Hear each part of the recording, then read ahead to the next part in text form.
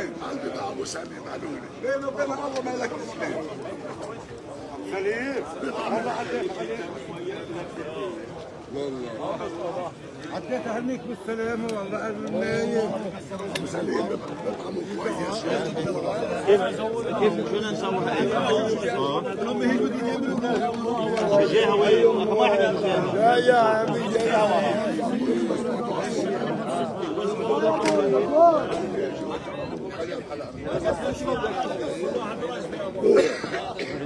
كل الطاولات مشغوله بالبلد كمان هيك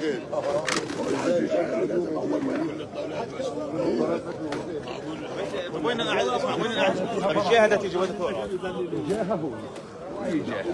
ما جابي هون هذول هم الجهه هذول في ناس ثانيين في ناس ثانيين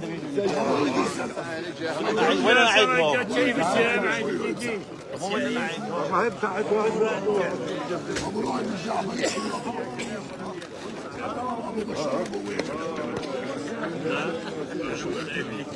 هم بدهم تصير كويسه. حياة ابو سليم مش هيك جئت لله الله معي.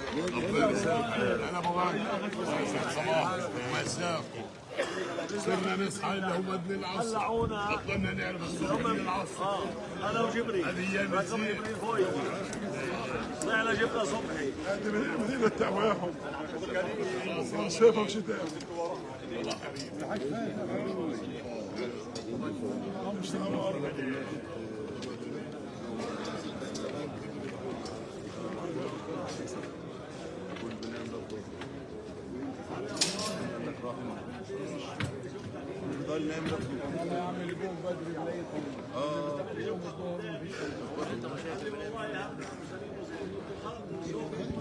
الله يفتح علينا لو انام على الخمس شعوي جسمك يتعود تصحى العصر بتضل اذا بتصحى الصبح مشكله بتضلك قاعد من هون من هون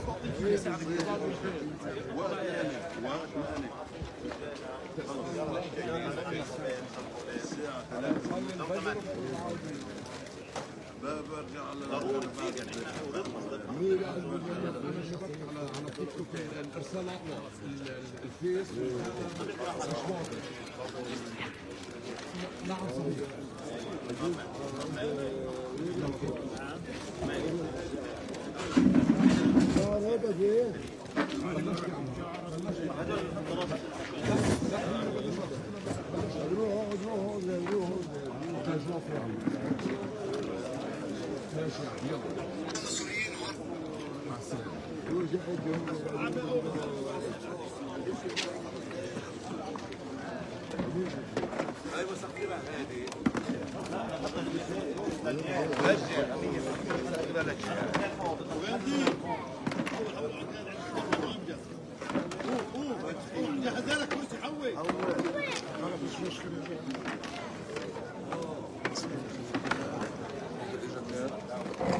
دير بالك يا حاج دير بالك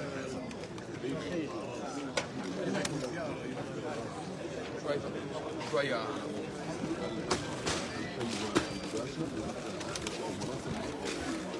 لا هيك جايبه جايبه 100%.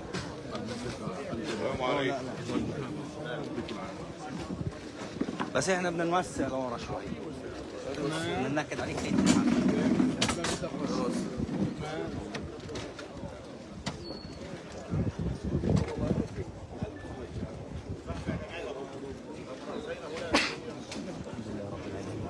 أثابنا وإياكم الله.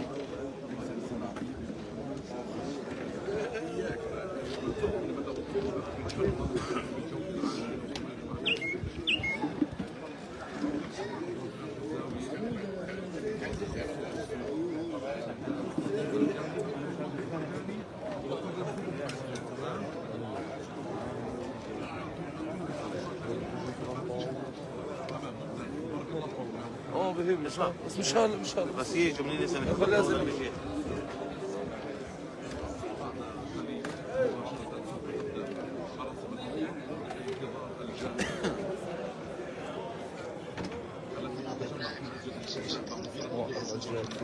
وين اقوى النت والله بطل الحداد بقى الحداد ايوه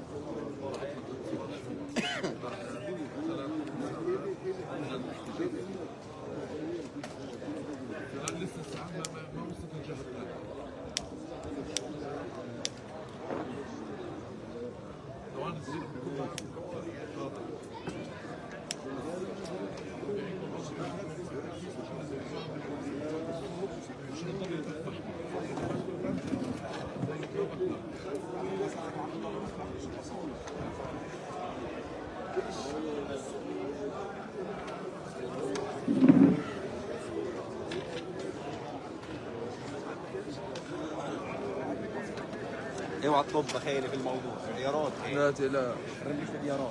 تقلق. حطت مين هي؟ حطت قادر جعفر وقادر رجل.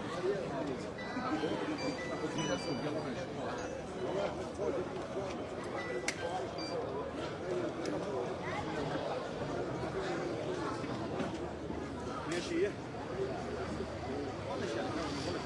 دي كرسي عشان ما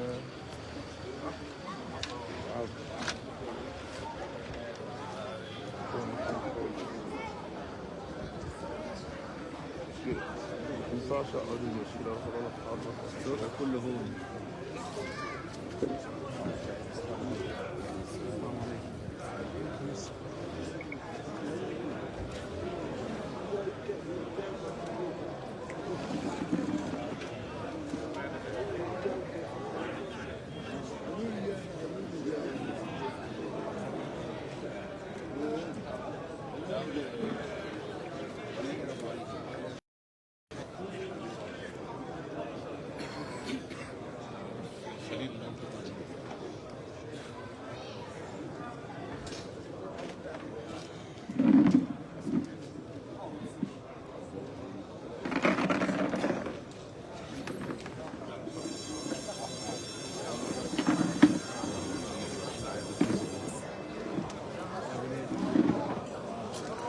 انا كبير بلد وايش انا كبير نفسي بس. ها؟ لا مرتي كبيرتي. عارف قدر نفسي. العطوة صرف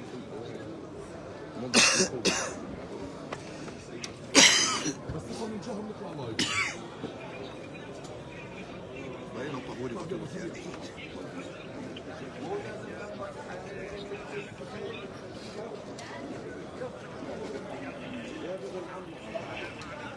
ماشي.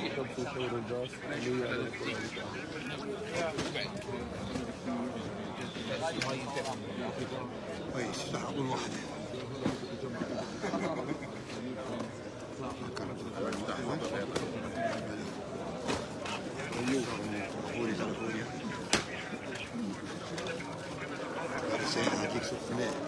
لسه عم نتابع تحت بعد ما تيجي الجهة الثانية هنا بس تيجي الجهة الثانية بعدين على الارض على الارض على الارض ولا لا؟ خلاص.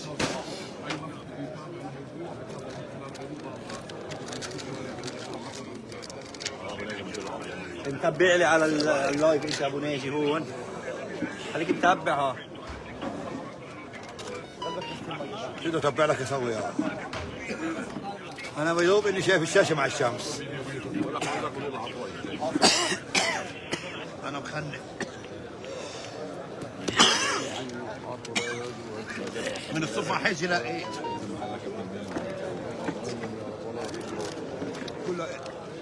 كل التقرير هذه وصلت.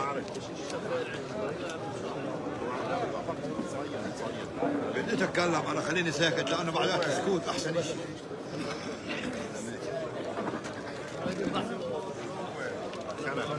والله انجرح صدري امبارح من كثر ما صحيت. والغاز ذبحني امبارح.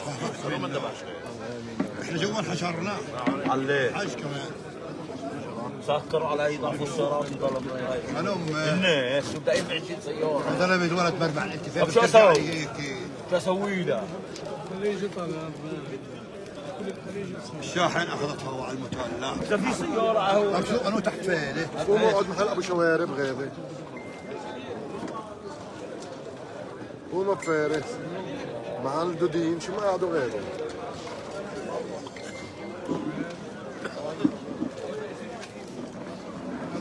هذا مع الجاه.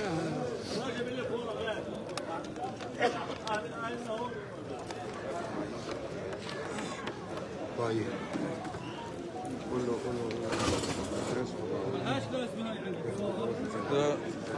هذه حطوها هون للشيخ جلال ياخذها كله في شباب من المجلس. ارفع بالي ابعد زي هذا شوي.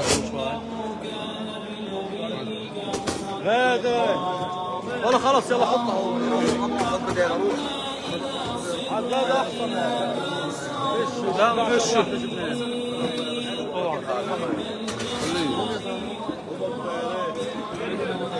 هذا ابو شنب هذا خلص بدنا ينقلوها خليها هو يقدروا غالي الشمس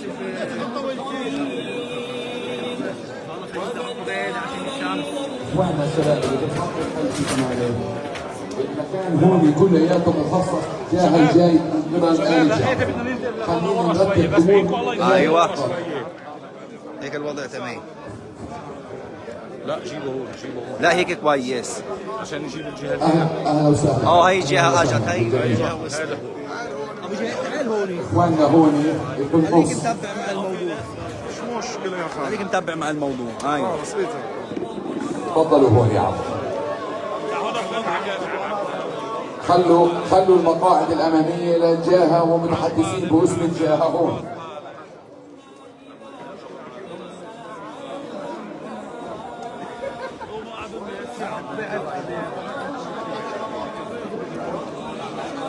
وين اوس؟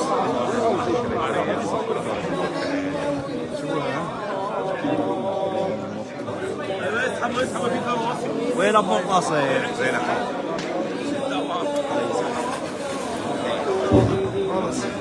خليه مكان. يا شباب نفتح المجال للجهه تاخذ مواقعها رجاء. ابو احمد. ابو احمد.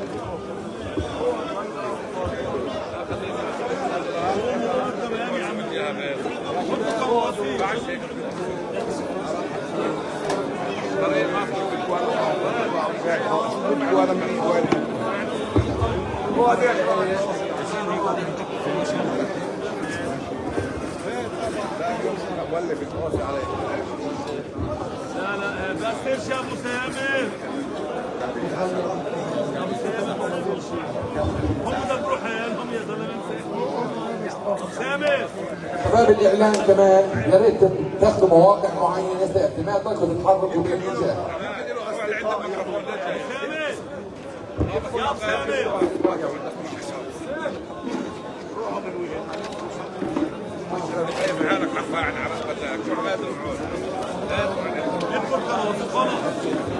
يعني ضروري تكون قدام يعني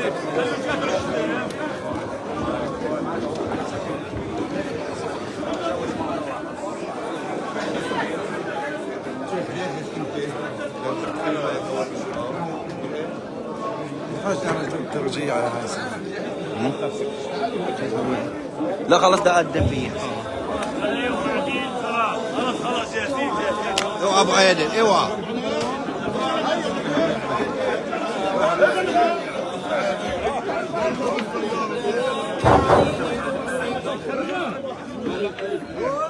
لا عادي شو يا ابو مازن. العصر ابو مازن. والله مشيكم بالخير. شو بوت اصلا بدي اتفجر. طلب العزيز يتحدث ماذا حصل لا بس يستغلونا على رسول. قول لهم من اليوم احنا من اليوم صغير مش كبير. بسم الله الرحمن الرحيم. من المؤمنين لا يا حاج والله كبير ضلك كبير. الله عليه فمنهم من قضى نحبه ومنهم من ينتظر وما بدلوا تبديلا. صدق الله العظيم. والصلاة والسلام على أشرف الخلق والمرسلين محمد بن عبد الله وعلى آله وصحبه وسلم أجمعين.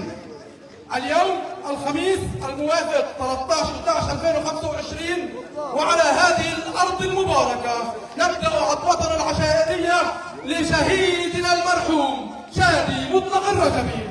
وإننا في عائلة الرجبي نؤكد أننا خط الدفاع الأول عن المدينة وأحرص الجميع على صيانة القانون وتطبيق العدالة بكافة أشكالها. الحمد لله الذي شرع من الدين ما تسمو به أخلاقنا وقيمنا ونفوسنا ونعمر به الأرض وننصف به وننقض من الظالم. الحمد لله الذي جعلنا أهلا للحق ودعاة للقسط والعدل، عبادا يخافون يوم تتقلب فيه القلوب والأبصار، ونخشى موارد يوم لا يرد فيه إلا الظالمون. فقال عز من قال: ومن يقتل مؤمنا متعمدا فجزاؤه جهنم خالدا فيها غضب الله عليه ولعنه وأعد له عذابا عظيما. صدق الله العظيم.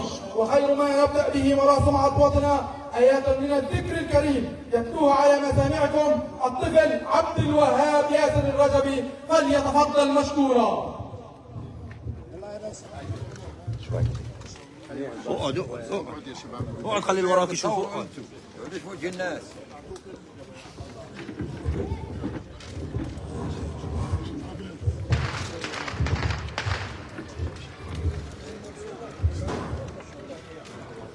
أعوذ بالله من الشيطان الرجيم. بسم الله الرحمن الرحيم. وما كان لمؤمن أن يقتل مؤمنا إلا خطأ، ومن قتل مؤمنا خطأ فتحرير رقبة مؤمنة ودية مسلمة إلى أهله إلا أن يصدقوا، فإن كان من قوم عدو لكم وهو مؤمن فتحرير رقبة مؤمنة لهم ميثاق، فدية مسلمة إلى أهله وتحرير رقبة مؤمنة، فمن لم يجد فصيام شهرين متتابعين توبة من الله، وكان الله عليما حكيما. ومن يقتل مؤمنا متعمدا فجزاؤه جهنم خالدا فيها وغضب الله عليه ولعنه وأعد له عذابا عظيما. وغضب الله عليه ولعنه وأعد له عذابا عظيما. صدق الله العظيم. الله يحميك. شكرا لك وطيب الله أنفاسك.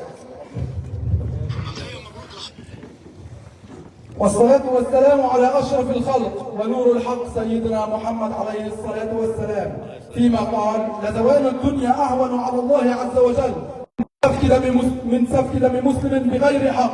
والله يا شادي إنك قتلت بغير حق، والله يا شادي إنك قتلت بغير حق، والله يا شادي إنك قتلت بغير حق. وقال أيضا عليه السلام: لهدم الكعبة حجر حجر أهون من قتل مسلم. وقد قضى الله لهذه الأرض أن تكون مركز الحضارات الإنسانية التي أخرجت البشر من الظلمات الجهل وجور الاستبداد إلى نور الهداية وعدل السماء. وفي هذه الأوقات العصيبة التي تمر على أبناء شعبنا في كل أرجاء الأرض وكل أرجاء الوطن تشرع بندقيات مشبوهة بوجهنا وتصمم بندقياتهم نحونا في إجرام لا يقل عن المحتل وإلى صدور أبنائنا الأبرياء في فلتان للشوارع في هذه البلد والمنطقة، وتضرب الفوضى التي لا يريدها إلا كل فاسد ومارد ومتخيل لضربنا في مقاتلنا. فبالله أسألكم: من المستفيد من هذا؟ من المستفيد من إغراق منطقتنا بالخراب والدمار والفجيعة؟ أليس الذين يحاولون السيطرة على بلادنا وحرمنا وتهجيرنا من منطقتنا؟ فبأي ثمن أليس الذين بسم الله الرحمن الرحيم. قال تعالى: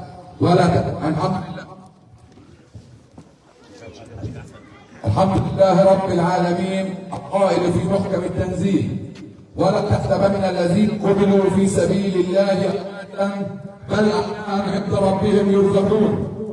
أيها الإخوة الكرام، أيها الوجهاء والأهل الطيبون، نجتمع اليوم في هذا المقام أيها الإخوة الكرام، أيها الوجهاء والأهل الطيبون، نجتمع اليوم في هذا المقام جليل نستذكر فيه روح الشهيد المقدور شادي مطلق الرجبي رحمه الله ووسعه وجعل مثواه الجنة. نقف في هذا الموقف لا لنذرف الدموع بل لنجدد العهد مع الله على الصبر والاحتساب، وألا يدخلنا الحزن عن طريق الحق والعدل والإصلاح الذي جمعنا هنا لإحقاقه. لقد رحل شادي يا وجع القلوب، شادي يا من أوجعت قلوب فلسطين كاملة، ليس فقط الخليل الذي شهدت لك الخليل جميعا وفلسطين جميعا بأخلاقك وحسن تعاملك مع جيرانك وكل من وزملائك وكل من عرف، لكنه ترك فينا الأثر الطيب وذكراه ستبقى حاضرة في قلوب ما حيينا. رحل بجسده لكن روحه تسكن بيننا، تشهد على صدق الإيمان وعلى أن الموت في سبيل الحق وشهادة وكرامة. أيها الأحبة، نحن اليوم نقيم هذه العطوة المباركة لا حبا بالخصومة بل رغبة في حقن الدماء وتهدئة للنفوس وإكراما لروح الشهيد الطاهرة، استجابة لقوله تعالى: فمن عفا وأصلح فأجره على الله. وقال أيضا: من قتل مظلوما فقد جعلنا لوليه سلطانا فلا يسرف في القتل إنه كان منصورا. نسأل الله أن يربط على قلوب ذوي الشهيد وعلى قلوبنا وعلى قلوب أصحابه وكل من عرف شادي، وأن يجعل صبرهم في ميزان حسناتهم، وأن يبدلهم من بعد الحزن سكينة وطمأنينة ورحمة. ونسأل الله سبحانه وتعالى أن يلهم الجميع الرشد والحكمة في هذا المقام، وأن يجعل هذا اللقاء خطوة نحو الصلح والصفح والسكينة، وأن يطبق عرف هذا الصلح في كل محافظات الوطن. رحم الله الشهيد شادي مطلق وجعل دمه الطاهر نورا وعدلا لا فتنة ولا فرقة. والسلام عليكم ورحمة الله وبركاته.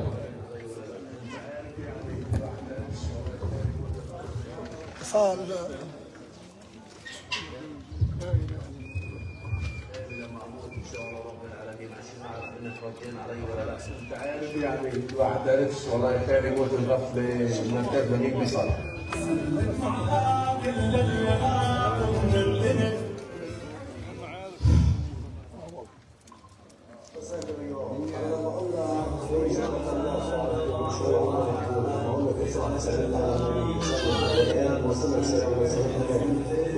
والسلام خلاص مش هيقدر الوجه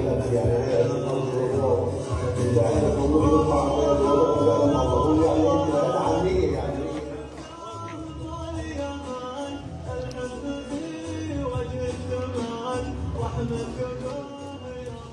كما سمعنا جميعا كان شادي دائما يوصل سلاماته للرسول عليه الصلاة والسلام بمن ذهب إلى العمرة أو الحج. وأيضا كل الخليل تشهد لأخلاق هذا الرجل الذي كان معطاء مساعدا.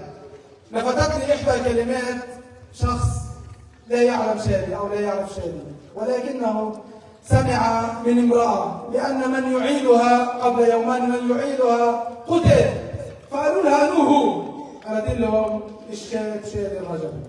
والله يا شادي إنك كنت أهلا للخير، رحمك الله، فلنقرأ الفاتحة على روحه.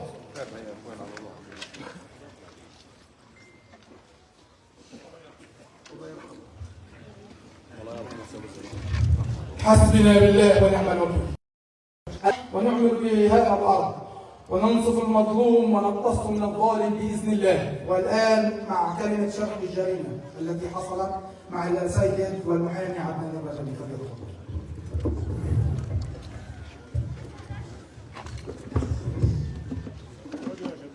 بسم الله الرحمن الرحيم. السلام عليكم. الحمد لله رب العالمين حتى يبلغ الحمد منتهاه. الحمد لله رب العالمين الذي لا يحمد على مكروه سواه. إن الحمد لله نحمده تعالى ونستعينه ونستهديه ونعوذ بالله من شرور انفسنا ومن سيئات اعمالنا، من يهد الله فهو المهتد ومن يضلل فلن تجد له وليا مرشدا، واشهد ان لا اله الا الله وحده لا شريك له، واشهد ان محمدا عبده ورسوله صفيه من خيره خلقه وخليله، قد بلغ الرساله وادى الامانه ونصح الامه وكشف الامه وتركنا على محجه بيضاء ليلها كنهارها لا يزيغ عنها الا هالك ولا يتذكر إلا ضال. وارض اللهم عن أبي بكر وعمر وعثمان وعلي وعن العشرة المبشرين وعن الصحابة أجمعين ومن اقتفى أثرهم إلى يوم الدين. أريد في هذا المقام أن أذكركم بآية كريمة: الحمد لله الذي خلقنا مسلمون، الحمد لله الذي عرفنا عليه، الحمد لله الذي أننا من أمة محمد صلى الله عليه وسلم.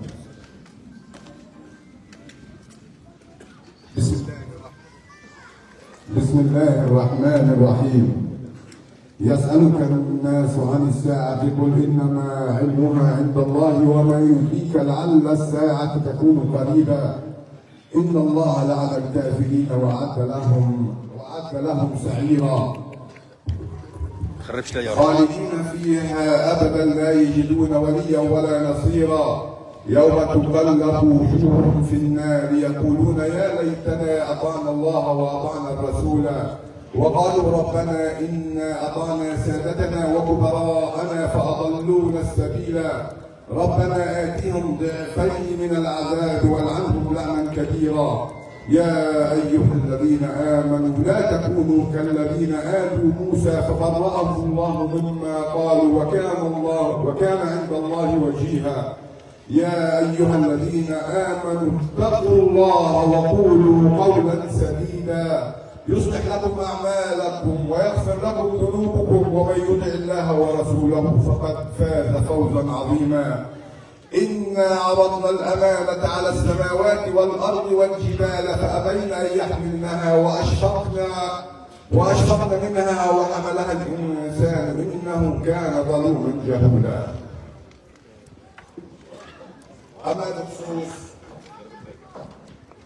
أما بخصوص شر قتل الشهيد شادي الرجبي من البداية. أولا كنا مدعوين في وليمة في منطقة الجلاجل عند أختي من ضرغيت، متجوزة على ضرغيت، وكانت السيارة ما بتشتغلش إلا تعشي. ونزل أخي الأستاذ المحامي سيف الرجب وعز الدين عشقوها. كان المدعو حاتم الجعبري في نص الطريق مسكر الشارع قال له اخي حسبي الله ونعم الوكيل قطعت لمصر. الا بقول له طبعا رد عليه مشاد كلاميه احتدمت الامور بينهم لكن خلصت على ارضها. قال له بدك شيء بديش شيء حياك الله حياك الله رضا.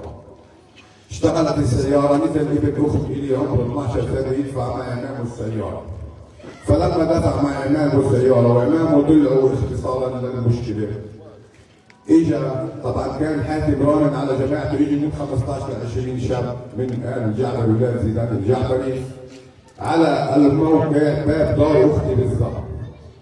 فالولد بقول له فبلشوا يغلطوا ويحكوا كلام فاضي. طبعا انا ما بديتش في المقام الكريم هذا اني اتكلم كلام فاضي زي اللي يحكوه. لا خلوا اختك ولا امك ولا افعل ولا الى اخره. فالولد بصير من حريه قلبه قال له يا اخي هدول اخواني لو سمحت ما تغلطش. قال له اخوانك يا ابن الفاعل. عمار زيدان الجعبري مسك سيجارته وطفاها برقبه الطفل اللي عمره 12 سنه. من حراره الروح الطفل هذا دفع اللي هو عمار زيدان واربعه معاه هجموا على هذا الطفل ضربوه ضرب مبرع. فطلعت امه تقيمه بعد ما اخته نادت امه تقيمه من بين ايديهم فضربوها ضرب مبرح وراحت على المستشفى. اخذناها على المستشفى قعدت 3 ساعات على الاكسجين ونصحت بالنوم وروحت على مسؤوليتها. وكان معلمين على جميع انحاء جسمها وانا هذا الحكي شفته بام عيني ما حدا قال. واتصلنا على تقرير طبي بهذا الحادث. طبعا اتصل في الاخ رجب زيغان وقال لي انا باخذ منك ودني لبكره. قلت له حياك الله. فبعد بساعتين برجع لي بقول لي هي الجماعه اصطلحوا وخلص فيش ضروره للهدنه، قل له حياك الله. فانتوا بتعرفوا انه عطوه البنت لاهلها مش لجوزها، لكن اذا الضرب كان في الوجه بيكون لجوزها اذا اثر على جمالها، هذا شيء معروف عندكم انتوا كبنية الخليل. المهم عمي ابو فارس بالليل رن على ابو شلاش الجعبري وقال له يا ابو شلاش بدناش الامور تفلت، فانا شاهد منك هدنه. قال له خلصنا الموضوع في شو. فتاني يوم في الحسبه حصل ما حصل. طبعا واللي هجموا على اختي 5 اشخاص. حاتم الجعبري اللي صارت معاه الحادثه ثاني يوم المشكله، وعمار زيدان، ومعتز، ومعاذ، وسامر الجعبري. هذول ال5 اللي اعتدوا على اختي. فبعدها ما صارت الحادثه احنا طلبناهم للحق، طلبناهم لقعده شرعيه، طلبناهم لقعده حق عرض، ما رضيوش، رفضوا يقعدوا قعده حق. قالوا بدكم تاخذوا عطوه، قلنا لهم احنا بدنا عطوه، فاحنا حوالي 15 ل 20 يوم ما اخذناش عطوه. لغايه ما اجى معتز الجعبري ابو ابراهيم الملقب بالنمس، اجى وقال احنا بدنا نتفق على آلية لحل هذا الاشكال. قلنا له تفضل شو بتقترح؟ قال بدنا ندفع 6000 دينار مصاريف مستشفى ومصاريف له، اضافه عطوه مشروطه ب 6000 دينار وعلى طيبه بعد شهر. قلنا له احنا ما بدناش تدخلوا انت برحمه ابوك، ابي صديق لهم حميد بالنسبه لمعتز الجعبري وابو علي الجعبري. وفعلا وافقت بدون علم جماعي انا على فكره، علشان ادفع عن حالي بلد. ودفعنا 3000 دينار وردنا عليهم نرتب للصلح اللي كانوا وسطاء. وطبعا اخذنا منهم عطوه وسمها سموها هم لحفظ ماء الوجه. وكان الاخ طلب العجلوني كفيل صوري وهيو موجود. طبعا باطلوا بالطيبه وبالقعده وبالصلحه، لكن اخر اسبوع تم تحديد صلحه وطيبه في ديوان آل الجعبري اللي هو ميعادها بكره. احنا اليوم الخميس، بكره الجمعه ميعاد صلحه بيناتنا، على اساس احنا نامن وما نتسلح وما ناخذ احتياطاتنا منهم، ولكن غدر ونزلوا على اخي اطلقوا عليه 6 رصاصات في السياره واصابوه، ولولا لطف الله لقتله. والحمد لله الاصابات كانت طفيفه. بعدها لفوا الدوار يشردوا يهربوا، شافوا المغدور وهو بيشبه اخي عماد، واخي عماد موجود معانا، واطلقوا النار عليه من مسافه متر وشردوا. وهذا كل الموضوع، وحياكم الله ويعطيكم العافيه. وانا حبيت افرجي الناس شو سبب اللي هو معاقبه او انزال الجزاء بحاتم، يعني زي ما بدكم سموها فهمتوا؟ لانه الناس بتقول لك احنا طخينا هذا الزلمه يعني زعرنه، احنا ما بنتزرن حدا، اللي علينا بندفعه واللي إلنا بنسامح فيه. وحياكم الله والله يسعد مساكم وخطاكم للجنه. حياكم الله.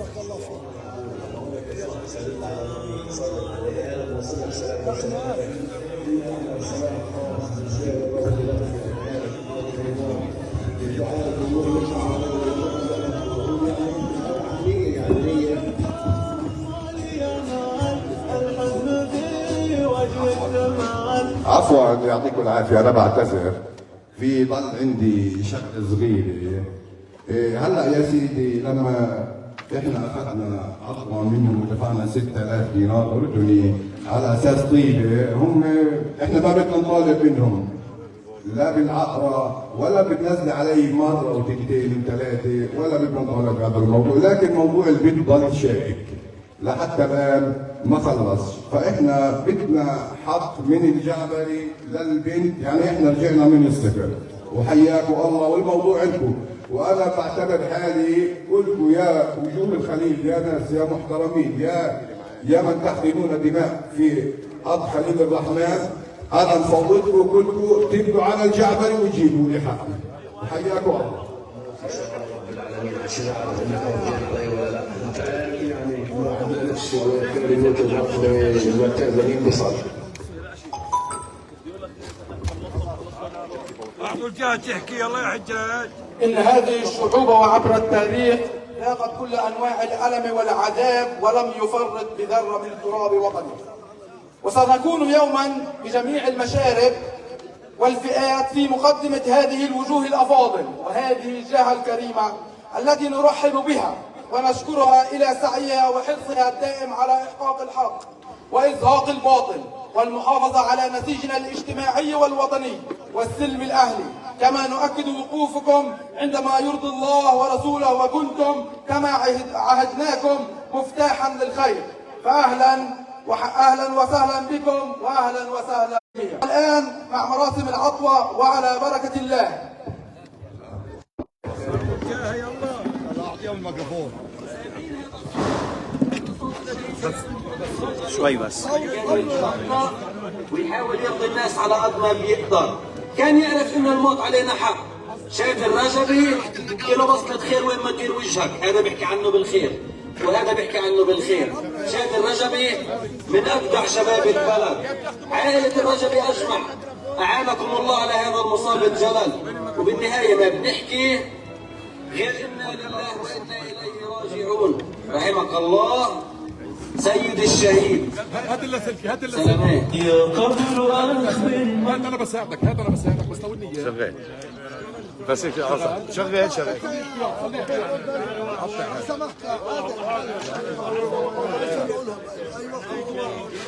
أعوذ بالله السميع العليم وبوجهه الكريم وسلطانه القديم من الشيطان الرجيم. إذن ندعو الجميع إلى قراءة سورة الفاتحة على شهد رحمة الله عليه. لا سلكي احسن. لا سلكي اعطيني لا سلكي. يلا ماشي عليك يا خليك على هذا خليك على هذا.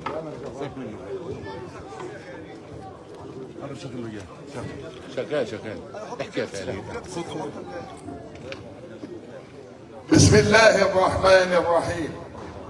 خلي معك يا اللهم صل صلاة كاملة وسلم سلاما تاما على نبي تنحل به العقد وتنفرج به الكرب وتقضى به الحوائج وتنال به الرغائب وحسن الخواتيم ويستسقى الغمام بوجهه الكريم وعلى آله وصحبه أجمعين. بسم الله لا يسوق الخير إلا الله. بسم الله لا يصرف السوء إلا الله. بسم الله ما شاء الله لا قوة إلا بالله. بسم الله ما شاء الله لا حول ولا قوة إلا بالله. قال تعالى ولنبلونكم بشيء من الخوف والجوع ونقص من الأموال والأنفس والثمرات وبشر الصابرين الذين إذا أصابتهم مصيبة قالوا إنا لله وإنا إليه راجعون أولئك عليهم صلوات من ربهم ورحمة وأولئك هم المهتدون. وقال تعالى تبارك الذي بيده الملك وهو على كل شيء قدير الذي خلق الموت والحياة ليبلوكم أيكم أحسن عملا.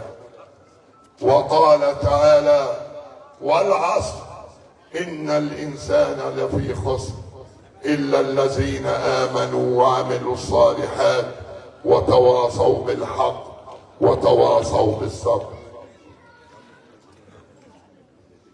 قال عليه الصلاة والسلام في خطبة الوداع حيث وقف وخطب على جبل عرفات في 100,000 مسلم أو ما يزيد. قال عليه الصلاة والسلام أتركم ألا ترجعوا بعدي كفارا، أي لا يضرب بعضكم رقاب بعض. وقال عليه الصلاة والسلام: كل المسلم على المسلم حرام، دمه وماله وعرضه. إخواني، فاتني أن باسمي وباسم الجاهة وباسم إخوانكم عائلة الجعبري نقدم لكم واجب العزاء على هذا الفقيد، هذا الشهيد الذي آلم الجميع، رحمة الله عليه. أيها الإخوة، لا يخفى على الجميع أننا نعيش في محافظة الخليل، هذه المحافظة المستهدفة، وخصوصا المنطقة الجنوبية. فقبل 7 أكتوبر كان الجيش الذي يتدخل في هذه المنطقة، وبعد 7 أكتوبر أيها الإخوة أصبحت قطعان المستوطنين تستهدف هذه المنطقة من أجل تفريغ أهلها. فنقول لكم أن عمليات القتل والقتل المضاد وما ينصب أو ما يسمى بفرط الدم، نحن أيها الإخوة نقتل بعضنا، والقتل المضاد، وكذلك ندمر اقتصادنا بحرق وما شابه ذلك. أنا لا أوجه حديثي هذا إلى عائلة الرجبي أو الجعبري، ولكن أوجه حديثي إلى جميع العائلات. فكما ذكرت أيها الإخوة، هذه العمليات تضعفنا وتضعف الموقف. الآن المرحلة القادمة مرحلة خطرة وقاتمة وقاتلة، والأهم أن هذه العمليات تضعف السلطة الوطنية الفلسطينية ممثلة بأجهزتها مهما كانت هناك مساوئ. فنحن يا إخوان الحديث طويل وذو شجون، لكن إذا لم نعي هذا الوضع، هذا عمليات القتل والقتل المضاد، الرابح الوحيد هو المحتل والخاسر القاتل والمقتول. فمن هنا تأتي نقطة التنبيه والانتباه المهم، أننا على شفا مرحلة ليست هينة. ينبغي أن نخاف الله في أطفالنا وفي شبابنا وفي شيوخنا. إخواني، إذا لم نكن على يقظة كبيرة ومهمة أصبح الوقت متسارع، فنحن ليس بعيدين عن غزة وكلكم تعلمون. والمرحلة أو المؤشرات المرحلة القادمة هي الضفة. ندعو الله ألا نصل إلى هذا الموصل. حياهم الله. فأيها الإخوة، نحن على بعد أمتار من مقام سيدنا إبراهيم الخليل، وأوجه كلامي إلى الشباب. أنتم أحفاد سيدنا إبراهيم الخليل. لماذا كل هذه الأعمال؟ ينبغي من أجل المرحلة القادمة أن نكون وحدة واحدة، لا فرق بين رجبي وعجلوني وجعبري وغير أو أي عائلة. يا إخوان، الإسرائيلي يستهدف باسم واحد، كله فلسطيني، لا فيها ابن فلان ولا ابن علان. فالمرحلة القادمة ينبغي أن نكون يقظين. أنا في الواقع ما بدي أطيل،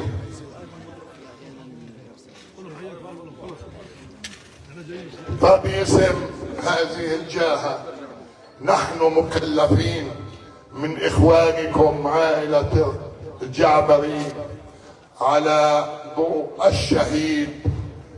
الشهيد رحمة الله عليه، وهذه الجاهة في بيتكم العامر، ونحن على استعداد لما يلزم، وحياكم الله.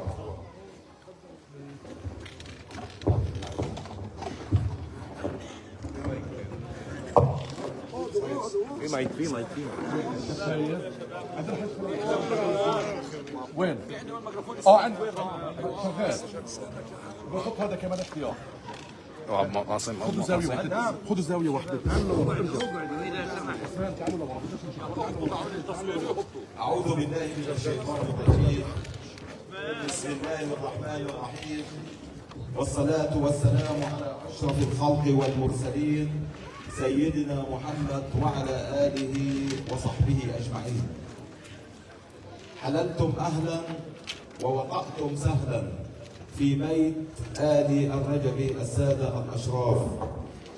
نرحب بكم جميعا، كلكم قامات وهامات، وكل باسمه ولقبه.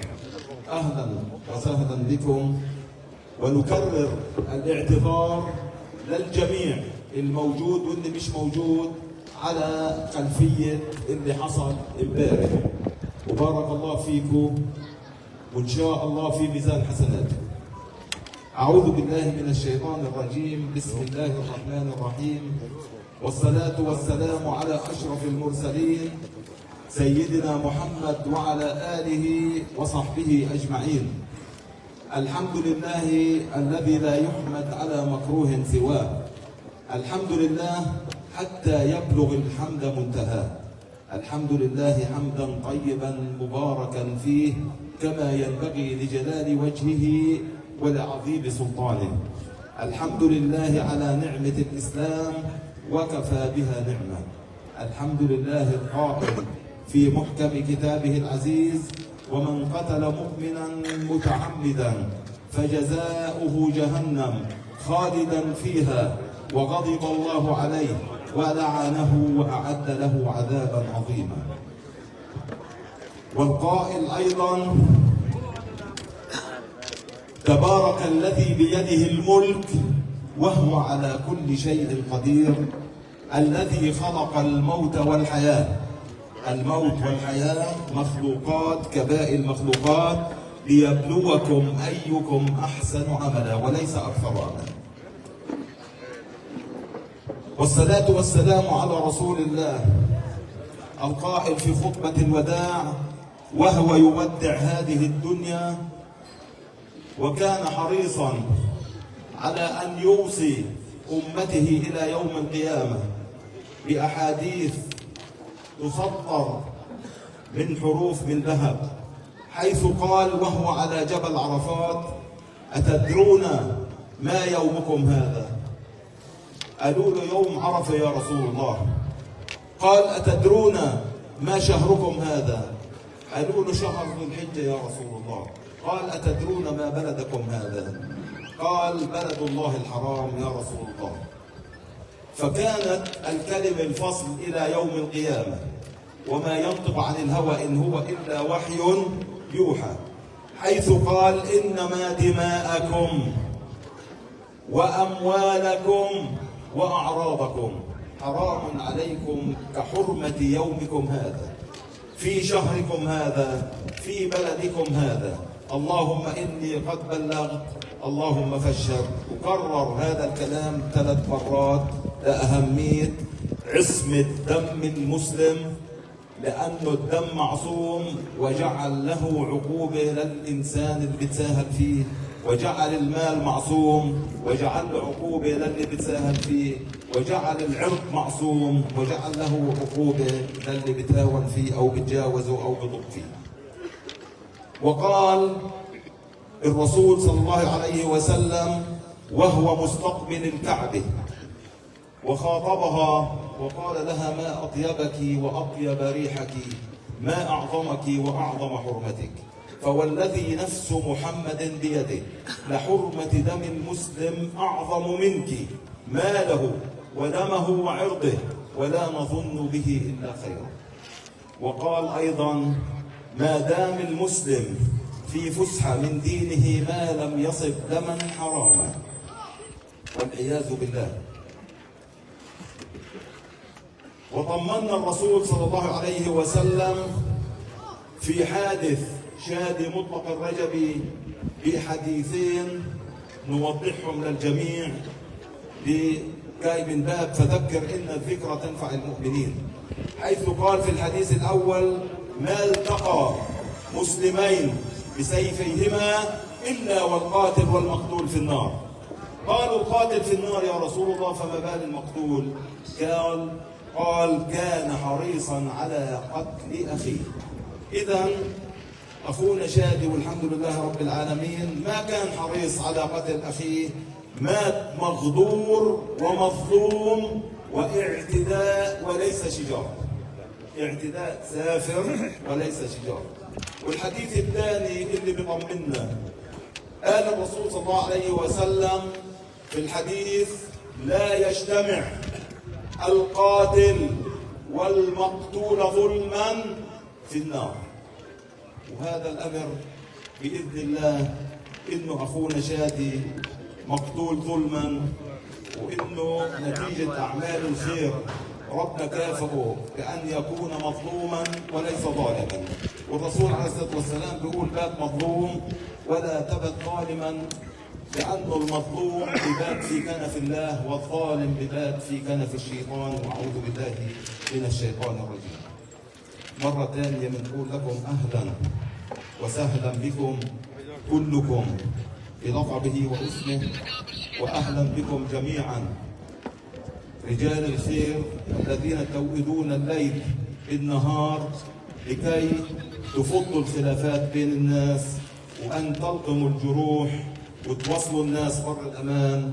وبارك الله فيكم مرة ثانية، بنقول إن شاء الله في ميزان حسناتكم، ومع ذلك هو واجبكم، ما انتوا شرايكنا، وإحنا إن شاء الله دائما راح نبقى عند حسن ظنكم في جميع أعمالنا. ما انتوا الشرايك. إحنا حقيقة يعني الدائرة الضيقة للدم هذا تحديدا بعد المباحثات، وهذه كانت هدية منهم وليس تعب، خلينا نقول من الجهة، بأنهم ناقشوا الموضوع نقاش برضي الله، نقاش شرعي. هذا المقتول من ناحية شرعية، من ناحية رضا الله، بيطلع لنا نقتل ولا بيطلع لناش نقتل؟ على أساس الأحكام نمشي فيها والمجريات نمشي فيها. فحقيقة ركزنا على موضوع من قتل مؤمنا متعمدا. كلمة متعمدا كلمة كبيرة، وكلمة بدها بحث وبدها تحقيق مناط وبدها إنزال الحكم على الواقع، على أساس الإنسان يرضي الله، لأنه هاليومين اللي عايشهم مروح وبده يتحاسب. كيف أخونا شادي اندفن، فهو إحنا كمان بدنا ندفن كلنا، ولا واحد فينا حاطط على راسه ريشة، ما بنعرف اليوم مين اللي دوره وبكرة مين اللي دوره وبعد بكرة مين اللي دوره. فكان الأمر بأنه فعلا هذا الإنسان مات مظلوم، وإن شاء الله ما بنلقي هو وقاتله في النار، إن شاء الله القاتل في النار والمقتول في الجنة. وهذا عمليا ما بيطلع لنا إن نقتل قتيل محل قتيل. وإحنا بنقول من سن سنة في الإسلام زي ما قال الرسول صلى الله عليه وسلم فله أجرها وأجر من عمل بها إلى يوم القيامة، ومن سن سنة سيئة فعليه وزرها ووزر من عمل بها إلى يوم القيامة. والأصل أن تكون الناس جريئة وصريحة في أعمالها، لأنه قال سيدنا النبي عليه الصلاة والسلام في حديث خطير جدا، قال: من ولي من أمر المسلمين شيئا وشق عليهم فاشقق عليه، ومن ولي من أمر المسلمين شيئا ورفق بهم فارفق به. وهذا الحديث دعا له ودعا عليه. وهذه المسؤولية زي ما قال سيدنا النبي عليه الصلاة والسلام: كلكم مسؤول، كلكم راع، وكل راع مسؤول عن رعيته. ونسأل الله إن ربنا يلهمنا الصواب. امين. الله أكبر والعزة للإسلام. الله أكبر والعزة للإسلام. الله أكبر والعزة للإسلام. بارك الله فيك. وإحنا بنقول بأنه اجتمعت محافظة الخليل على موضوع الترحيل، وقالوا ما بدنا نرحل. وهذا يمكن احنا اختلفنا في عدة عطاوي على أرض الواقع. في النظريات الناس بتحكي كل شيء، ولكن في الأمور الفعلية الناس في التطبيق بصير الأمر مختلف. وقلنا بأنه فعلا إذا الباب قبال الباب حجبا للشر، الواحد بيبعد من الوجه وليس ترحيل، لأنه الترحيل برحل وبفرغ، وإحنا بأمس الحاجة لأن نتضامن في هذا الموضوع. وبنقول دائما اللي بيرتكب جريمة ممكن 2 أو 3 أو 5 أو 10 أقصى حد يفكروا إنهم يرتكبوا جريمة، ولكن الحمولة لما بتبقى 10,000 و15,000 كلهم ما إلهم ذنب. وحقيقة إحنا في المجتمع في واقع الخليل كلنا بتربطنا علاقات مع بعضنا البعض، علاقات شرايك، علاقات نسب، علاقات صداقة، علاقات أخوة، ولا واحد بيقدر يطلع من جلده. وفيش واحد بيفسد علاقة مجتمع أو علاقة حمولة كاملة. وإحنا بنقول إنه من أمن العقوبة حقيقة أساء الأدب. فإحنا بنتأمل إنه يبقى في عقوبة رادعة من أصحاب الصلاحية للعقوبة لكي تريح هذه الناس وتشفي غليلها نوعا ما وتهون عليها إشكاليات. فإحنا طبعا في النهاية بنضل منكم وإليكم، وإحنا زي ما بنقول دائما المستقبل والمقبل هم أصلا فريقين يعتبروا فريق واحد. نعم. وانتم طبعا بتمثلوا الطرف الثاني ومقبولين عندنا طبعا لانه احنا وياكم واحد مش اثنين. حياك الله. واحنا بنقول يعني زي ما قلت كمان انه احنا يا ريت انه الكل يدرك واقع هذه السنه الحسنه، بانه احنا عمليا من ناحيه شرعيه ما بيطلع لنا نعين عناك دم، حتى لانه اختياراتنا الله يرحمهم علمونا اذا بدك تحدد عناك دم بدك تفرض على حالك القتل، وبدك تحط حالك في زاويه اما تلبس ثوب نار وتخش جهنم، واما تلبس ثوب عار وتتعايق انك ما سويتش. ولكن احنا بدنا نتجاوز كل الامور اللي الشرع بيسمح لناش فيها، وبدنا نمشي في امور اللي الشرع بيسمح لنا فيها. ويا ريت يعني تبقى هذه إلنا وإلكم مرياح لبكره وبعده. احنا بنقول طول ما في اخلاق، طول ما في اخطاء. سيدنا ادم نزل على الارض، واحد من اولاده قتل الثاني، وما كانت لمنا سيدنا ادم الا انه قتل. اكيد الشيء هذا الواقعي، الا انه ربنا بده يختار ناس للجنه وبده يختار ناس للجنه. وصدقا يعني انا بقول انه اللي قتل مظلوم من ابناء ادم هو شبيه بالمظلوم ابننا ابن الرجبي، ونسال الله له الرحمه، ونسال الله انه إلنا كمان ان تكون الرحمه، وإلنا نمشي في شيء يرضي الله. وكمان والله بدنا نقرا الفاتحه على الروح اخونا شادي، وحياكم الله.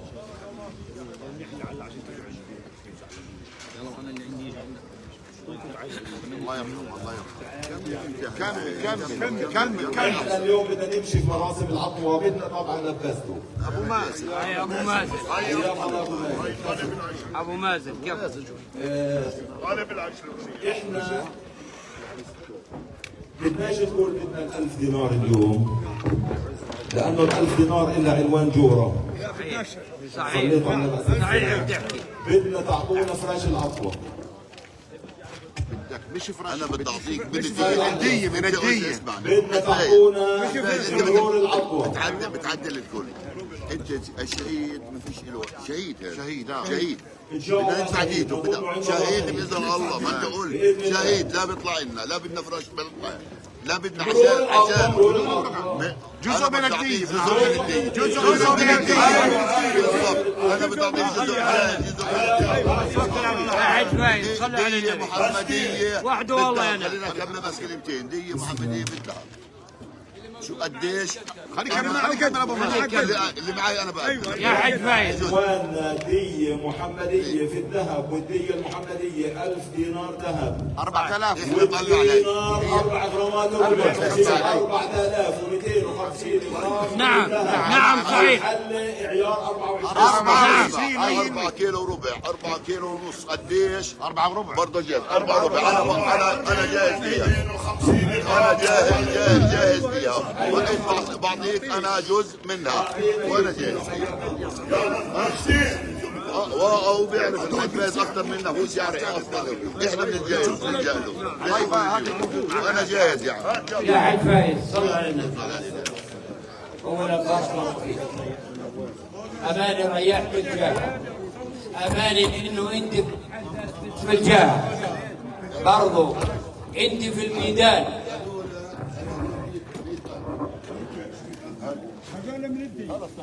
جزء من الدين. اعطيه شك، وفي شك 50,000 دينار لواحد واحد.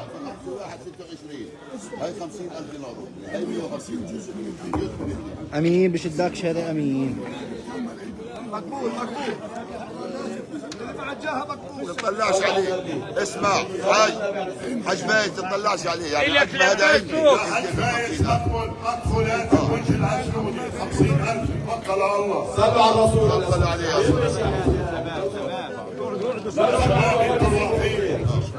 صلوا على الرسول. صلوا عليه يا شباب. ما فيش مشكله. صلوا على الرسول عليه الصلاه والسلام. لقيت المال في شيكل وفي دينار. طيب بترتب بسعر اليوم الموجود كاش. نعم. بالذهب. ماشي. وال50,000 دينار في يوم صرفه، وبصير مال كمان بنقدره بالذهب.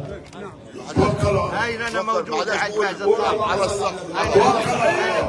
انا بقدر لك يا مين. ولا يقول لك مش انا بدي ابين حكم. صح، ما حدش بيقول له عنه غلط. صل على النبي يا حاج علي. حياك الله. نعم.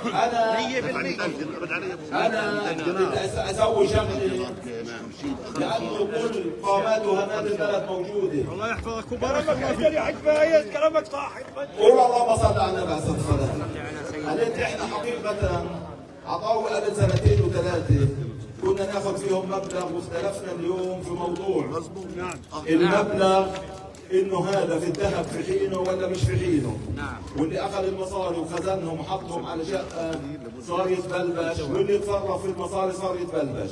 فاحنا بنقول من اليوم وصاعدا حقيقة الأصل تنتبه هذه الأمور وكله في حينه، لأنه اللي شرع الدية بهذا الأمر ربنا عز وجل، شرعها بالذهب، وهذا بديل الذهب. انا الداعي يفصل ويحول في حينه. طب ما دالك مريح للناس الغرب، بدكش تكون مريح لحالك. انا عشان هيك ما قلنا لك لانك مريح، هذا شيء 100%. كمل يعني هذا الحكي ما فيش اي خلاف. صلوا على الرسول صلى صلي عليك يا محمد. عليك احنا بدنا نعطيكم عطوه لسنه. باب الطيب باب الطيب مفتوح. والله احنا 6 اشهر يا حاج وباب الطيب مفتوح. صلوا على النبي صلى الله عليه وسلم. احنا عطوتنا لسنه وان شاء الله باب الطيب مفتوح. باب الطيب مفتوح. احنا مش مفكرين على بعض، بنقول شيء. بارك الله فيك. حياك الله. بارك الله فيك. حياك. اليوم قديش تاريخ؟ 13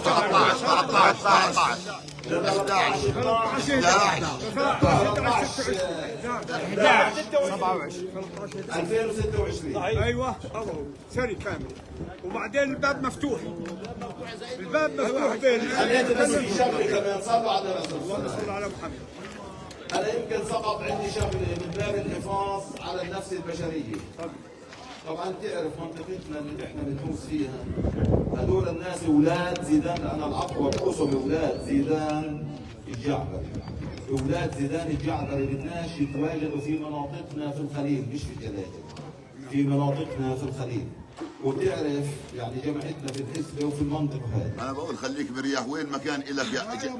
مملي الدنيا انت، بس طول بالك. رجب انت مملي الدنيا، الحسبه إلك، وين مكان إلك؟ وين انا بقول مريح. النفس البشريه اماره بالسوء. اكيد النفس البشريه اماره بالسوء. صليتوا على بأس الصمود. احنا حمايه لهم وحرص عليهم. بدنا يغضوا النظر ماشي. اللي بيحلم حاله عشاير، اللي بيحلم حاله، الناس عندهم النظر عشاير. حياك الله. ادبيات برضه الناس بتحلم حالها. وكلنا عليهم. كمل حالك. بارك الله فيك. ونبيك بركه. انا بطلب كمل نبيك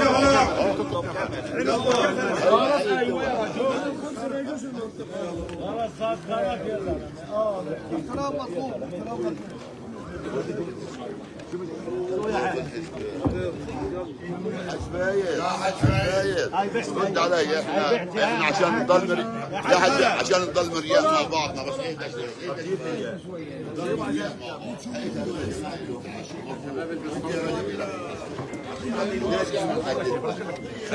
اهدى منطقتنا بدناش منطقتنا هون.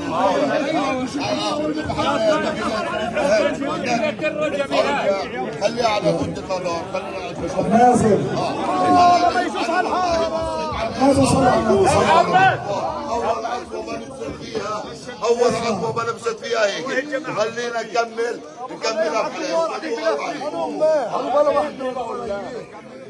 لا يعني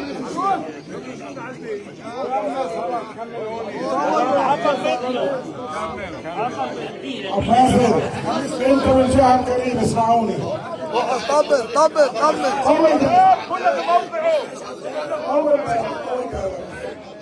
يا اخوان ابو اكرم اقعد ابو عدنان اقعد عند عدنان. عشان صلى على النبي. صلى على النبي بالشويه. اهدوا هنا، صلوا على النبي وحنا بنصدع. نعم وشباب الكريم. نعم عمليا يا اخوان هو ريح الجميع. حياك الله. حق مقاطع الحروف. نعم. وكان الاكثر موضوعيه والاكثر مخافه لله. لا اله الا الله. وراعى دين الحنيف وسنتنا النبويه الشريفه. كل اللي طلبوا هو ثلاث ولد الطويل مبسوطين يا اخوان وليد. يا ابو ناصر خلص بعدين بدنا نحكي. خلص بعدين. ايه تفضل. ابو ناصر والاخوان الحضور والجاه الكريم. لما طلب ابو محمد بناء على رغبه الرجبي ان اولاد زيدان الجعبري ما يتواجدوا في منطقتنا ولا في الحسبه. انا بتهيألي هذا طلب معقول جدا وفيش فيه لا شط ولا مبالغه. فالمفروض تعطونا هذا الطلب مباشره وما تناقشوا فيه. هذا اولا. الموضوع الاخر، احنا قررنا فيما بيننا انه نشيل اي فتيل اشتعال ما بيننا وبين الجعبري. ظلت القضيه الاولى اللي انبنى عليها حادث القتل، الحادث الظالم اللي راح فيه شادي مطلق ايوب الرجبي. اذا بدنا نحكي عن مناقبه، شادي مش شخص ولا نفس، شادي عيلة، لا بالعكس شادي يمكن أمي بأخلاقه وبصفاته وبممارساته. وشادي عمليا كان هو ابن لكل عائلات المنطقة مش للرجل لوحده. ويمكن كان أقرب للعجلون يا أبو ناصر أنت وأبو مجدي أكثر مما كان قريب للرجل. على كل حال، الموضوع الآخر اللي هو أساس اللي تسبب في اللي إحنا فيه اليوم، اللي هو موضوع الجعبري مع أبناء عمومتنا، مع إخواننا أولاد محمد زايد الرجبي. حياك الله. بقترح انه في خلال هذه المواسم انه ينتهي ويصير مشاكل. اللحظة هذه بدنا ننهي حتى نبلش صفحة عنوانها اللحظة هذه رايحين ننهي. ظاهر التوتر او الاحتكاك. اسمعني انا بطلب بس منك طلب حاضر. اسمعني بس طول بالك قبل عشان نريح الكل برضه. احنا منطقه تقع على راسنا وعينا، المنطقه تكوني جنوبيه 100% الحسبه نترجع انا بترجع فيها وبترجع الرجبي محافظة الخليل بتترجى الرجبي انك تعديها بس هو الله عليك ابو عماد والرجبي كله انا بترجاهم بجوع الله عليك بجوع الله عليك ان الحسبه هو اللي حاول على راسه. يا حاج عدنان يا رجبية صلوا على النبي. دقيقة إذا سمحت انا زلمه افهم زلمه وانا فيها ما قلتوش حلول الجعبري عيلة عامر الجعبري كلها من الخليل.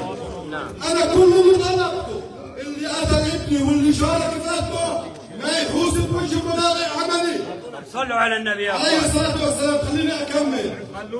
انا وصلتك الفكره صح، ما تخليني اربني واحدة خلص ولا مرة بنخليك تبني ولا مرة بنخليك نسلك طريق نرجع لارادتنا. صلوا على النبي. الله تسكت التحكيم بالكذا. اولاد بديش على اولاد عامر كامله تشبه جريتهم. اولاد زيدان الجعبري ممنوع نشوفها بوجهنا مع باقي عملنا. بديش على الخليل كامله الحسبه المنطقه الجنوبيه ممنوع نشوفهم فيها عشان امورنا تمشي وكل الامور تضل سلسه وماشيه بقوامه. استنى يا صلوا على النبي يا حاج فايد. امانه طول روحك حاج فايد وحاج عدنان وعلى الرجبيه الكرام. صلوا على النبي. اماني موقف مشرف. اماني سنيتوا سنه. اماني سنيتوا سنه محترمه. اماني انكم انقذتوا البلد من كارثه. يا حاج ابو مازن اتفضل بس شوي دقيقة بس مشان والله يمكن هدول كلمتين ابدا يا عالم كمل ابو مازن كمل. بالنسبة لكم يا رجبي لحظة يا حج ابو محمد خلي بس ابو مازن كمل.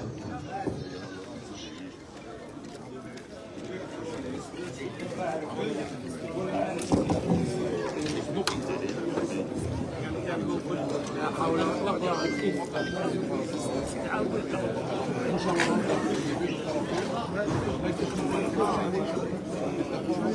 الحين يا مشان الله تزق يا عالم مشان النبي اهدوا يا عمي بقى. انا ما مبسوط انا يعني واحسن الله عساه ورحمة الله عليه والله يرحمه ويجعل مثواه الجنة يا رب. ولو إلي عليه كل مصاري الدنيا أنا مسامحه دنيا وآخرة والله ما دعا إني بس شفته على الصور وعلى الفيديو. الله يرحمه ويجعل مثواه الجنة. يا اخوان يا ابو الحج يا حاج نواف شيخ نواف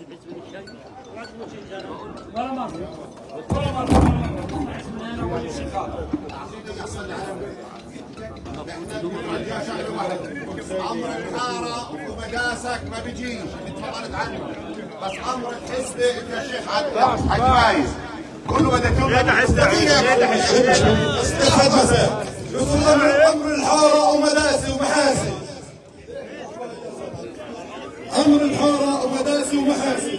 انا البلد كلها محاسن ووين مكان اسلامي منطوره فما تخليني البس ثوب نور. ما فيش انت طلبت الحسبه نطلب منك ما ينزل عن الحسبه لا ينزل. صلي على النبي.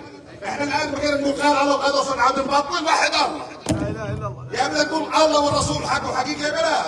يا ابو سليم لا ما بلد تخبطنا ما بلد تخبطنا. تكرم علينا يا رجبي. امر الحسبه لا تقطع رزقي. امر الحسبه بدل يا رجل قتلت ابني بتقول لي لا تقطع رزقي. يا رجبي ليش تقطع رزقي يا رجبي؟ ممنوع الحسبة ممنوع الحسبة خلص ممنوع. ما في مجال ولا نقاش في هذا الموضوع. انتهينا نقطة سطر. يا اخوان اذا بدكوش الكلام الله يخليك تقطع بالسير مرغوب فيه خلينا نحط السمع صلوا على النبي يا ابو فارس اسمع الناس الكلام الفاضي لا اله الا الله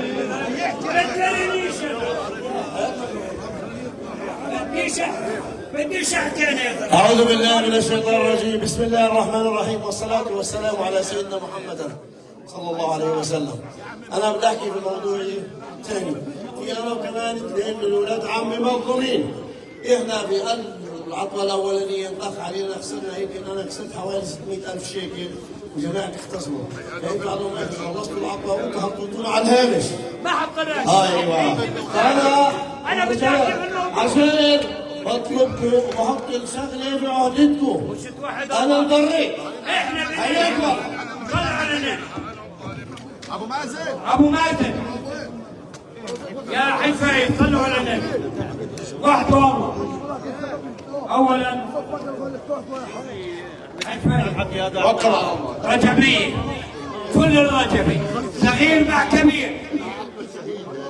واحد الله يا حاج فايد. ايش عطوة شهيد يا زلمه؟ شو عطوة شهيد؟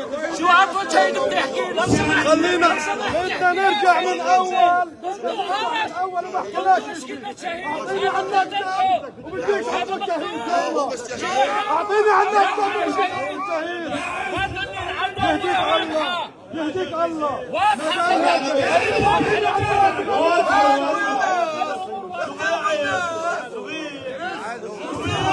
الصح بده يمشي. اهدوا يا ناس تسمح تهدى.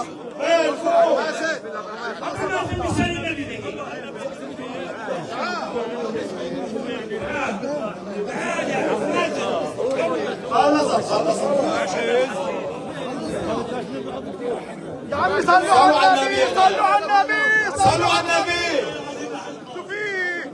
بعد ما يجي واحد يقول بدي ما يجي ولا شغل والله صحيح. بدهم يروحوا يقتلوا حالهم، يروحوا على الحزب بدهم يقتلوا حالهم وخلص. بده يقتلوا حالهم يروحوا صلوا على النبي. صلوا على النبي. صلوا على النبي. طيب ولا ما صلوا على النبي. احكي يا حاج فايز. يا شباب بتصوروا انتوا. يا شباب بتصوروا انتوا يا توكل على الله يا حاج فايز. ما هو طالنا الدقيق الواحد مش عارف وين واقف. كل الدنيا صارت صحفيين. خلص يا بقول قصدي ابو عيادين.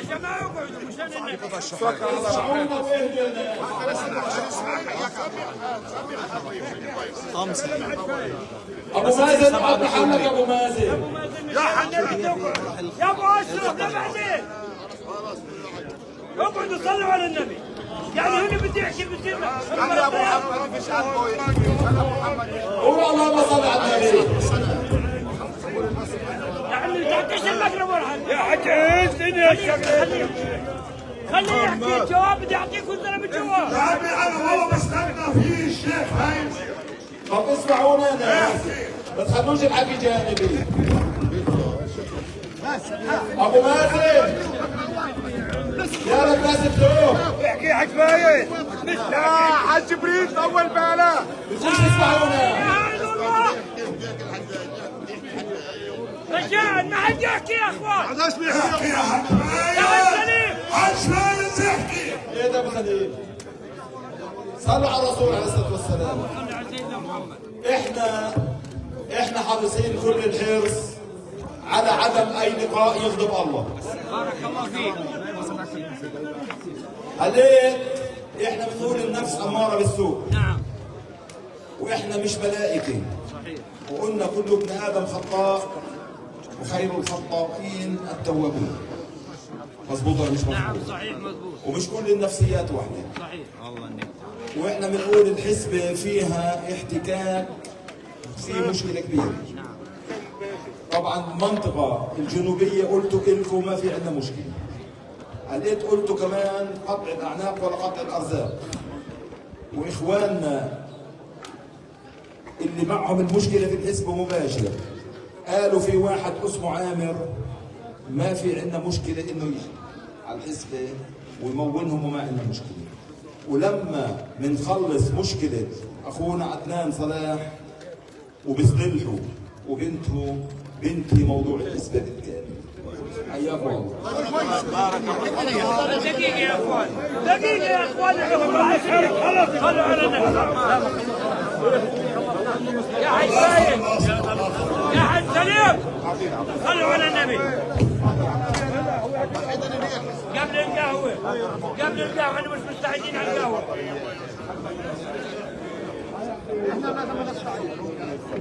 انا بالصبر والصلاة يا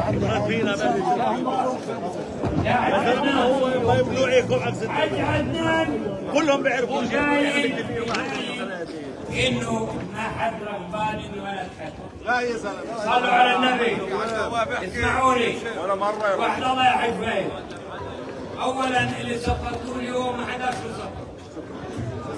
انتوا في كل مواقفكم بتصفوا مواقف طيبه ومحترمه. انتوا كل الاحترام. البلده القديمه رجالاتها فيها وبعون الله بيحموها وبيبعدوا عنها كل مكروه.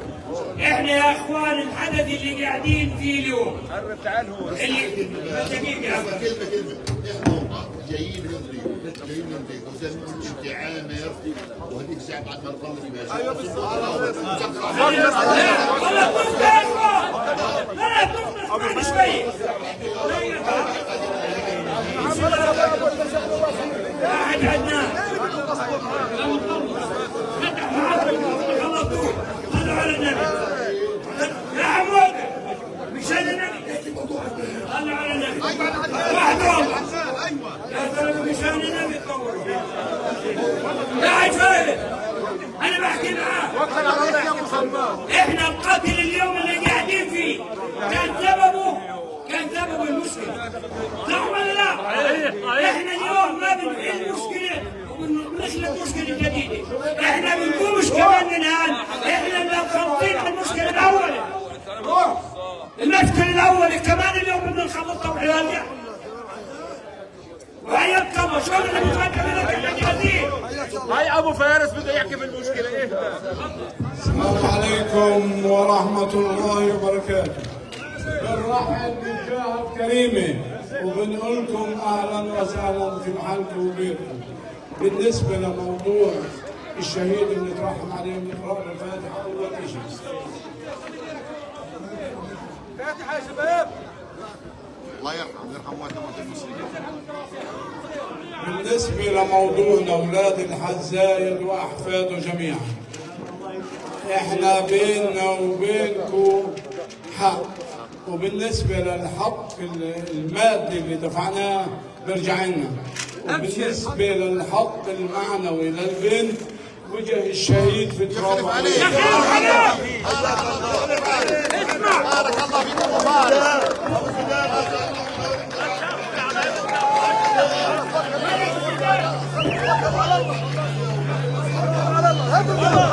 حبيبي ابو زيدان يا ابو زيدان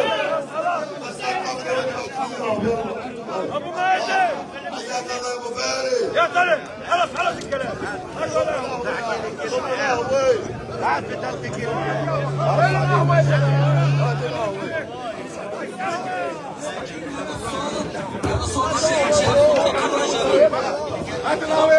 هاتوا القهوة يا شباب هاتوا. يا بنا بدنا نسمي الكفن. احنا دائما يا شيخ بدنا نسمي الكفن يا اخوان. مشكلتنا الكبيرة بالواقع يا حاج فايز الذي سمعناهم من كوامل احنا مش راضيين ونسمع دائما معاهم. هو موقف وجودي ولا يسعنا الا باسمنا، اسم الجاه واسم الجابري واسم جميع الاجهزه، الا ان نتقدم بجزيل الشكر والعرفان على هذا الموقف. وفي النهايه من لا يشكر عليك ضغط عدنان الكل دي بوسه. انا دا بوسه. وكل الاحترام والتقدير والشكر الى عقوبه محافظه الخليل ونائبه الذين لم يتوالوا لحظه واحده من اجل الانقاذ بالصدق، وكذلك كل الاحترام. ايوه هي شربوا قهوه. ايوه اعطيهم قهوه. خذ قهوه يا حاج. خذ قهوه يا حاج. ايوه جميع الاجهزه الامنيه وندعو ونقول بارك الله فيكم.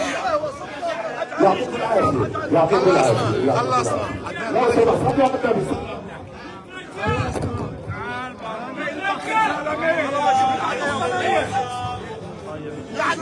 يا اخوان يا اخوان الكل يقعد، خلي الجهه تشرب القهوه. يا اخوان الكل يقعد.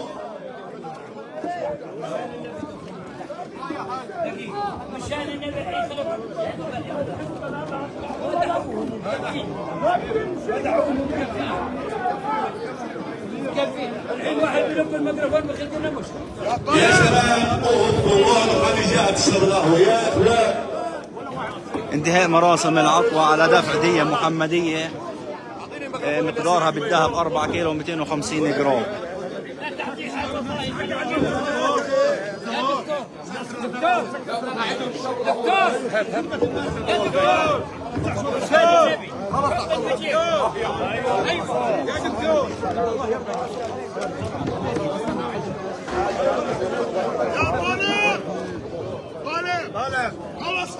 تفضل على المتابع امشي. الله يعطيكم العافيه. شباب المسلمين المولات رجاء يبدو بعده نكمل اجراء كتابه الصرف والشغل. عطوة لمدة سنة، دفعوا دية 4 كيلو 250 جرام ذهب، وعطوة لمدة سنة. طبعا سموا أكم من واحد اللي هم متسببين بالقتل ممنوع يتواجد في المنطقة الجنوبية، واسم واحد ممنوع يتواجد في الحسبة.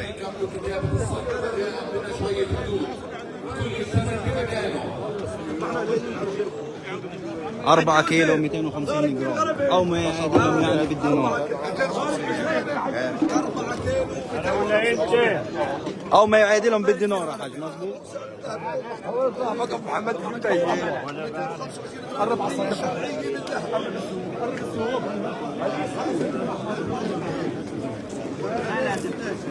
قالوا الشيخ جبريل مش مبين. كان لا هو موسى واقع. موسى وين موسى؟ تعال.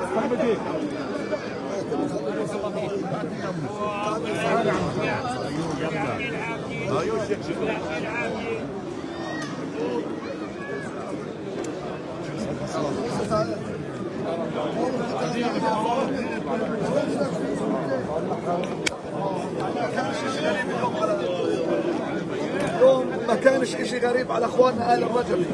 آل الرجبي هم عائلة من عائلات البلد، كبار البلد. اليوم وجهاء الحجر الرجبي بيمشوا على مستوى الوطن كله، فلهم منا كل شكر وتقدير اللي تقبلوا رغم ان الصعوبات كانت حاصله، وكان امبارح موقف صعب، ولكن الله جعل عنده اجوية محترمين قدروا يسيطروا على الوضع. ان شاء الله يا رب نكتمل الصلح بين اخواننا المسلمين جميعا. امين يا رب. الله يعطيكم العافيه.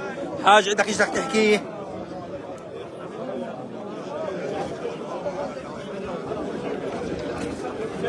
الحمد لله رب العالمين. حاج وقتاش نسوي ملخص؟ حاج هات الملخص يلا اعطينا. لخص العطوة.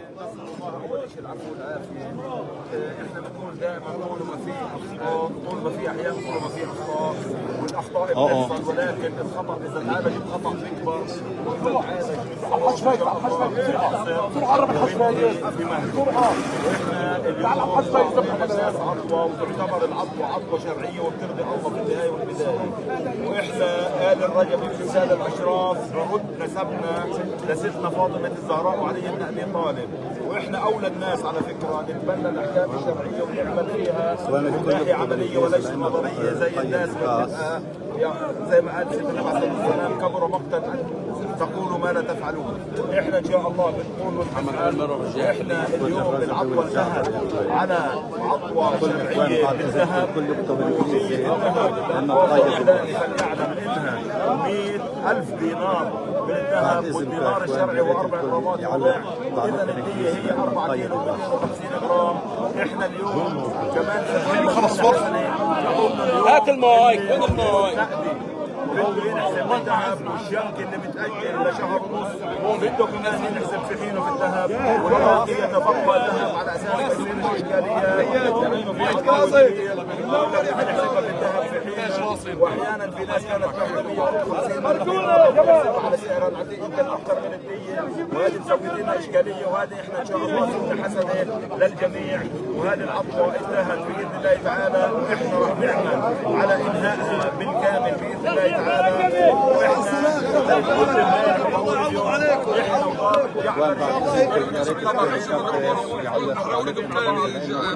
بالفعل 5 6 ولا 10 مش كل الجعبري، واحنا كل الجعبري اخوتنا وحبايبنا ونسايبنا وشرايكنا وزمايلنا واصحابنا واصهارنا، واحنا وياهم المال واحد، واحنا يمكن اليوم كمان اللي بيعرف واللي ما بيعرفش اصلا اشكالياتنا مع العجلوني وابو سنين اللي اجوا اخذوا اللي بيننا وبين العجلوني كانت تروم وسكرناها، وبيننا وبين ابو سنين كان في مشكله قبل 6 7 شهور كمان كانوا موجودين في الهدنه وموجودين في العطوه، واحنا طبعا بنتعامل مع الحدث بحجمه وبنضيقه على اطاره الطبيعي، وهذا عملنا وهذا دورنا، واحنا ان شاء الله دائما نبقى سباقين على انه نعمل عمل الخير فعلي وليس نظري. بارك الله فيكم. احنا باسم اهالي الخليل المحافظه كامله قراها المدينه بنشكر اهلنا آل الرجبي على هذا الموقف الذي إن دل إنما يدل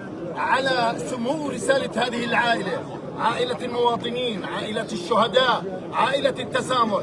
اليوم هنا كانت مدرسة في التسامح، هنا مدرسة في التعلم اللي هو الحكم الشرعي، فهذه الرسالة وهذه الجموع الموجودة اليوم كلها تلهج بالشكر والتقدير لعائلة الجعبري. بارك الله فيكم. الرجبي. ابو عدنان عندك شيء بدك تحكيه؟ ابو محمد انا معلش ما بدي اتكلم، ابو محمد انا مش اتكلم. ابو عماد عندك شيء بدك تحكيه؟ انا دكاني انحرق باب الزاويه، ما حداش فهمت علي، قال لي وين رحت بنعم؟ وين اجي دكاني انحرق، حرقوا بسيرتي انا، انطف علي مرتين وحرق دكاني مرتين. جاي البلد اللي اجوا اهلا وسهلا بيهم، واعتذار من عمه قلت له يا عمي متاسفين على اللي حصل امبارح، واهلا وسهلا فيهم كلهم، وبارك الله في كل واحد مجهوده واجى عنا وساعدنا، وحياكم الله. انا عملت شكر للجهه الكريمه. كان قرار الرجبي بانه احنا رح نلجا للشرع، دية شرعيه يدفعها القاتل عن القتيل، وهذا ما حصل. الحمد لله فقنا انه نكمل هذه الصفحه، ونبدا صفحه جديده، وربنا ان شاء الله بعوض على ايتام شادي، الله يعوض شادي كابن عم وكصديق وكمواطن وكأب لا يعوض. نسأل الله انه يستر واقعنا كشعب فلسطيني، لانه الاستهداف كثير اكبر منا، بالاتجاه او نحو تسكير هذه الاشكاليات الجانبيه والحفاظ على النسيج الاجتماعي والسلم الاهلي. الحمد لله رب العالمين تم انجاز هذا زي ما تقول اهل البلد شافوا وشاهدوا. يعطيك العافيه.